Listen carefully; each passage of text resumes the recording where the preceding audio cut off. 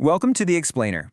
Today, we're diving into a single, seemingly simple line from an ancient story. And let me tell you, when we unpack it, it might just change how you see everything. So, if you know the story of Purim, you probably think you have the answer to this one, right? A brave queen, a dramatic confrontation, the people are saved. But what if I told you that, according to ancient sages, the real miracle, the actual turning point, is hidden in a much quieter, stranger moment? You see, we all focus on Queen Esther's heroic plea to the king. It's the big cinematic moment. But the sages, they pointed somewhere else entirely. They zeroed in on this one line. On that night, the king's sleep wandered. That's it. For them, that sleepless night was the real heart of the miracle. Which sounds a little weird, doesn't it? How could a simple bout of insomnia possibly be a bigger deal than a queen risking her life to save her people? Well, to get to the bottom of that, we have to ask an even deeper question. Which king are we really talking about here? Because you see, in Hasidic thought, a story like this is never just about what's on the surface. It's playing out on two levels at once. Yes, there's the historical King Ahasuerus of Persia, but there's also a much deeper, much more cosmic interpretation going on. The sages teach us that whenever the text says the king, it's also winking at us, hinting at the king of the universe, a metaphor for the divine, for God. So that line, it's really meant to be read as, on that night, the sleep of the king of the universe wandered away. Okay, so that just opens up a whole new can of worms, doesn't it? I mean, the idea of an all-powerful divine being getting tired and dozing off, it just doesn't make sense. But the key to unlocking this whole powerful metaphor, it's not found by looking up at the stars. It's found by looking right inside ourselves. There's this foundational principle in Hasidic thought, and it's summed up perfectly in this verse. It basically says that if you want to understand these huge, abstract divine ideas, you start with what you know, the human experience. We use ourselves as the primary analogy. So to get what divine sleep means, we've got to first look at our own. So think about it. What's the real difference between being awake and being asleep and dreaming? When you're awake, your mind works with a certain order, a logic. Things make sense, you have clear priorities. But when you dream, all those same parts of your brain are still firing. They're just a total jumble. It's chaotic, it's contradictory.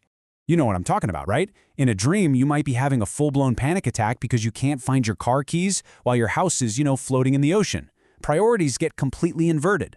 So the real difference isn't that things exist when we're awake and don't when we're dreaming.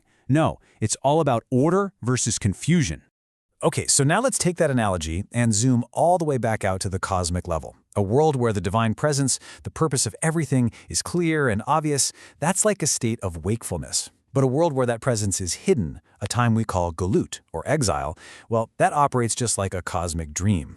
And in this cosmic dream, this state of cosmic sleep, the world is completely upside down. Chaos feels like the norm. Good people might suffer while bad people thrive.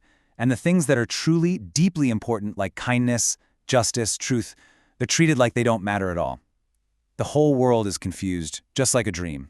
And this is the whole key to the story. The time when Purim took place was a moment of ultimate divine hiddenness. It was the absolute rock bottom of this cosmic sleep. It was a world so dreamlike and chaotic that a plan to wipe out an entire nation could not only be hatched, but almost succeed. This was peak confusion, peak inverted values. And this is where it all clicks into place.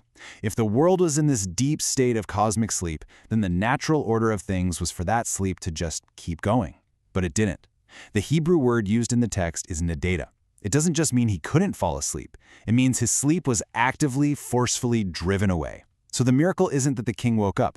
The miracle is that the natural state of deep, chaotic sleep was shattered against its own nature. So, what could possibly be powerful enough to disrupt a cosmic state? This brings us to the final, incredible idea. There's a verse in Psalms that describes this perfectly. It says, God is your shadow. Think about that. A shadow has no will of its own. It perfectly mimics your every move. It suggests a reciprocal relationship. What this means is, when we, humanity, are spiritually asleep, when we're distracted, confused, our priorities all mixed up, the world becomes a shadow of that state. It reflects that chaos right back at us. That's the cosmic dream.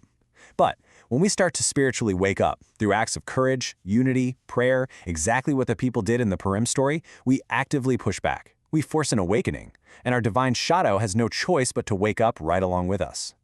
And that leaves us with a pretty powerful and, frankly, challenging thought. This ancient story is suggesting that the chaos of the world isn't just something that happens to us. In a way, it's a reflection of us. It forces us to ask, if our world feels dreamlike, chaotic, and completely upside down, maybe the first step isn't to fix the world out there, but to look inward. Maybe the power to wake the king has been inside us the whole time.